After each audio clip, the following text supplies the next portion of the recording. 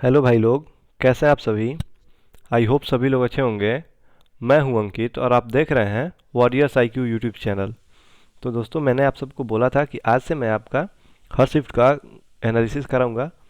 तो प्लीज़ जब मैं कम्युनिटी पोस्ट करूंगा तो आप लोग कल से प्लीज़ पोस्ट कर दीजिएगा जो भी क्वेश्चन और जिनका एग्ज़ाम रहेगा। और हाँ, रियल पोस्ट करिएगा, फेक मत करिएगा। आज जितने भी मुझे क्वेश्चन मिल पाए हैं मैं उनका एनालिसिस कराने वाला हूँ। चलिए देखते हैं। सेकेंड शिफ्ट आज है 5 नवंबर के सेकेंड शिफ्ट का ये एनालिसिस है, जितने भी क्वेश्चन मुझे मिल पाए हैं। तो जो पहला क्वेश्चन आया था कि साइनोनिम आया था, सिनोनिम से आया था आपको इनएविटेबल का। तो इनएविटेबल मतलब होता है अनएवॉइडेबल, यानी जिसको टाला ना जा सके, यानी जिसको अवॉइड नहीं किया जा सके। और एंटोनिम आया था एम्पलीफाई का। तो मैंने आपको बताया था एम्पलीफाई का मतलब क्या होता है, किसी भी चीज़ को इंक्रीज करना। तो उसका एंटोनिम क्या हो जाएगा, रिड्यूस और शॉर्टेन कॉन्डेंस, ये सब हो जाएगा उसका ये एंटोनिम।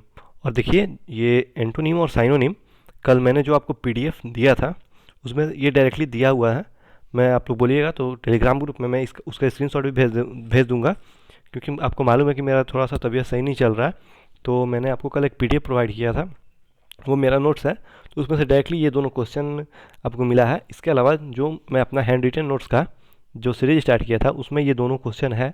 आप लोग बोलिएगा तो उसका भी मैं स्क्रीनशॉट आपको सेंड कर सकता हूँ। तो प्लीज़ कल कम से कम कल जो मैंने आपको PDF टेलीग्राम पर सेंड किया था उसको देख लीजिएगा। तो इंग्लिश में आपका 2 से 3 मार्क्स का इजिली गेन कर लेंगे। और इसके अलावा जो फर्स्ट शिफ्ट में भी मैंने एक कुछ वर्ब आया था, शायद था एडवर्सिटी था, तो वर्ब या फिर एडजेक्टिव था और उसका नाउन बताना था। तो वो भी आया था उसी PDF से ही। तो प्लीज़ उसको एक बार ज़रूर देख लीजिएगा, चेक कर लीजिएगा एग्ज़ाम देने से पहले। नेक्स्ट है a person who can live alone. ये वन वर्ड सब्स्टिट्यूशन है। ये आया था कि ऐसा पर्सन जो अकेले रह सकता है, तो हम लोग उसको रिक्लूज बोलते हैं, ठीक है। और ऐसा ही एक वर्ड होता है स्टोइक। स्टोइक होता है यानी उसको किसी भी बाहर के दुनिया से मतलब नहीं हो, उस पर कुछ भी फर्क नहीं पड़ता, उसको स्टोइक बोलते हैं। और ऐसा पर्सन जो अकेले रह सकता है उसको क्या बोलते हैं, रिक्लूज बोलते हैं। नेक्स्ट क्वेश्चन मिला है, ये जीके का क्वेश्चन है। और हाँ देखिए, डिफ़िकल्टी लेवल का अगर बात करें तो इंग्लिश आपको इजी टू मॉडरेट आ रहा है, इजी हम बोल लेंगे उसको। लेकिन आपका जो रागा सेक्शन में आपका जीके और करंट अफेयर्स भी इजी ही आ रहे हैं और मैथमेटिक्स भी सही आ रहा है, मतलब मॉडरेट आ रहा है। लेकिन जो रीजनिंग है वो आपको 18 से 20 क्वेश्चन, जैसे मैंने आपको बताया था कि 18 से 20 क्वेश्चन आते हैं, वो आ रहे हैं। और 5 जीके के और 5 रीजनिंग के, मतलब सॉरी 20 के आसपास रीजनिंग और 5 आपके हो गए जीके और आपको मैथमेटिक्स हो गए। तो वो दोनों तो इजी आ रहा है, पर रीजनिंग के लेवल थोड़ा सा सही है। और खासकर नॉन वर्बल का यानी फिगर वाले क्वेश्चन का मैंने पहले ही बोला था और आपको PDF भी प्रोवाइड किया था कि ज़रूर उसको प्रैक्टिस कर लीजिएगा। और अगर जो भी उसने प्रैक्टिस किया होगा तो आप लोग देख सकते हैं, वो अरिहंत बुक का है, ठीक है। अरिहंत बुक का वो PDF था और उसमें से डायरेक्टली कल वाले मतलब कल के दो तीनों शिफ्ट में आपको क्वेश्चन मिला है। क्योंकि एक स्टूडेंट है, उसने दिया था, तो उसने मेरे को भेजा था कि भाई जो आपने अरिहंत का जो आपने PDF भेजा था तो उसमें था, ठीक है। तो देख लीजिए जो भी मैंने प्रोवाइड किया है, आई थिंक आपके लिए अच्छा है। हाँ चलिए बात करते हैं जीके का। लोकसभा और राज्यसभा का जो संयुक्त बैठक होता है यानी ज्वाइंट सीटिंग होता है, वो कौन हेड करता है, ये था। तो वो स्पीकर ऑफ लोकसभा करते हैं, ठीक है। क्या करते हैं स्पीकर ऑफ लोकसभा, जो राज्यसभा और लोकसभा का जो ज्वाइंट सीटिंग होता है उसका हेड जो होता है वो स्पीकर होते हैं लोकसभा के। इसके अलावा कोई भी बिल मनी बिल है या नहीं, वो भी लोकसभा के स्पीकर ही डिसाइड करते हैं। तो ये भी क्वेश्चन ध्यान पे रखिएगा, ये भी आ सकता है। नेक्स्ट है पैसेज आया था वीमेन एजुकेशन पर और 4 क्वेश्चन था और पैसेज इजी था। नेक्स्ट है नॉन वर्बल, 4 से 5 क्वेश्चन आए थे, 5 ही आते हैं, ठीक है। 4 से 5 भाई ने बोला तो मैंने लिख दिया। और हार्ड थे, ठीक है। यानी जो नॉन वर्बल का लेवल था वो टफ था। मैं आपको बहुत पहले से ही बोलते आ रहा हूँ कि नॉन वर्बल का अच्छे से प्रैक्टिस करिएगा तभी कुछ हो सकता है। नेक्स्ट है वेन डाइग्राम। तो वेन डाइग्राम से एक क्वेश्चन आया था और उसके अलावा रिएक्टिव का एडजेक्टिव आया था, सॉरी रिएक्टिव का है, सॉरी कुछ लिखने में गलती हो गया मेरे से, रीएक्टिवेट ही था सर, या फिर रिएक्टिव होगा, देख लीजिएगा आप लोग एक बार। अब मैं कमेंट बॉक्स में उसको पिन कर दूंगा क्या है करेक्ट, ठीक है। नेक्स्ट है ऑस्ट्रेलियन ओपन विनर 2020 मेल आया था। तो ऑस्ट्रेलियन ओपन मेल के विनर है नोवाक जोकोविक, ठीक है।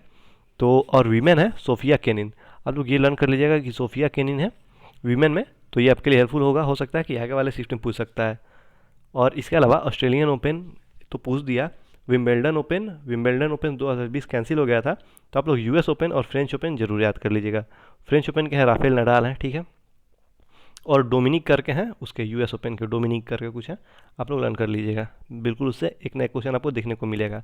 और जो मैंने आपको करंट अफेयर्स का पीडीएफ प्रोवाइड किया था उससे भी बहुत सारे क्वेश्चन आ रहे हैं, ये जो ऑस्ट्रेलियन ओपन, इसके अलावा और भी बहुत सारे क्वेश्चन हैं। मैं कल का तो नहीं देख पाया, पर एक भाई ने, मैंने शायद टेलीग्राम पर स्क्रीनशॉट भी भेजा था कि उसमें भाई ने बोला कि भाई आपके पढ़ाए हुए बहुत सारे क्वेश्चन आए हैं।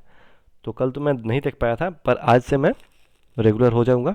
नेक्स्ट है नरेशन था, इंट्रोगेटिव सेंटेंस का एक नरेशन था। और आपको मालूम है कि इंग्लिश जो इजी आ रही है। और पूछा था थल सेना दिवस यानी आर्मी डे, तो ये 15 जनवरी को मनाया जाता है।